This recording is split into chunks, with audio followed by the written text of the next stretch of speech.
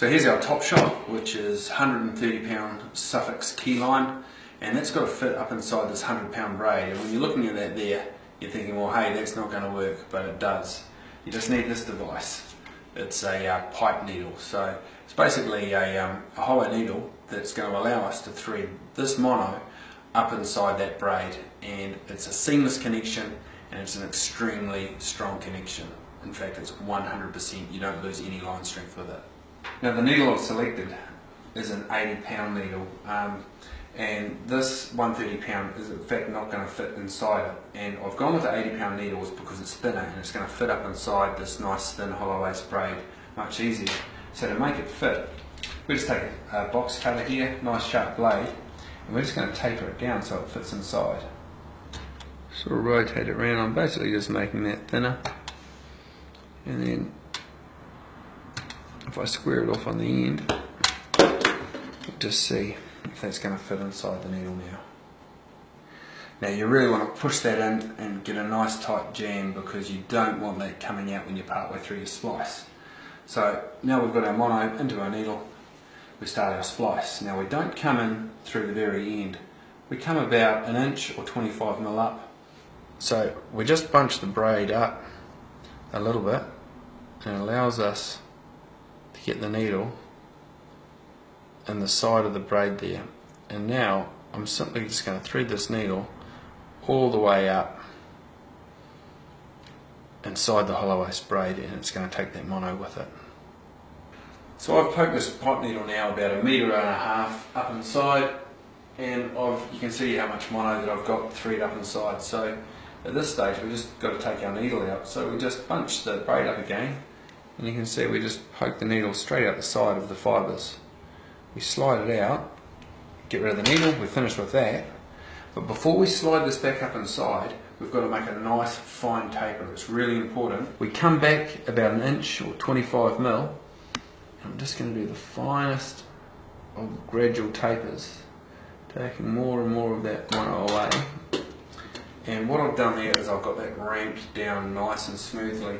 I'm just going to take a little bit of sandpaper, fine grip sandpaper. I'm just going to very carefully remove what might be any sharp edges or burrs from that. And what it also does a wee bit is it just roughs the end of the mono, so it grips nicely when it goes back inside the braid.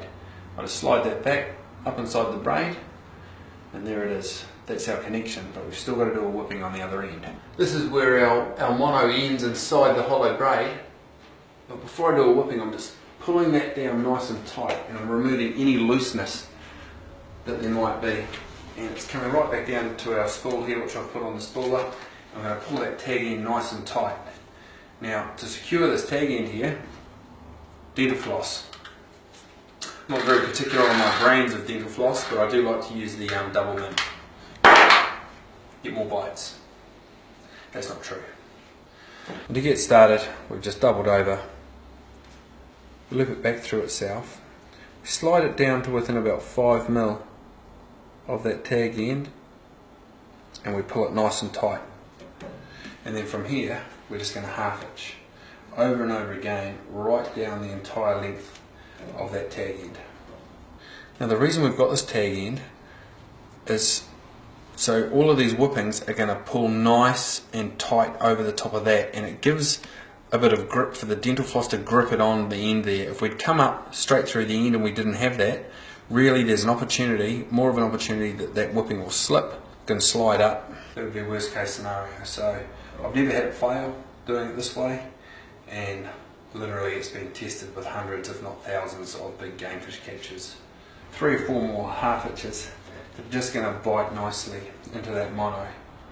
Now once I've done those, here's how I'm going to finish it off. I loop in the line, and I'm going to be winding the doubled over dental floss back up towards the whipping that I've just done. I then hold it over the top, and then I'm winding back the other way. Basically I'm unwinding this end and winding this end here up. And I'm just keeping it nice and neat with my spare finger there as I go. Now once that's there, we simply pull the tag end up, and voila, that's been whipped over. This dental floss, I find the real fine diameter and the wax on it really bites in on itself. There's no glue or anything required there. In fact, if there's any glue, it makes me more anxious that something can let go, fail. Any sudden movement under load could cause it to snap, and like I say, have never had one of these fail. Now, I've just got to wind on my 50 metres of mono, and we can finish off with a plait and tying us with a line.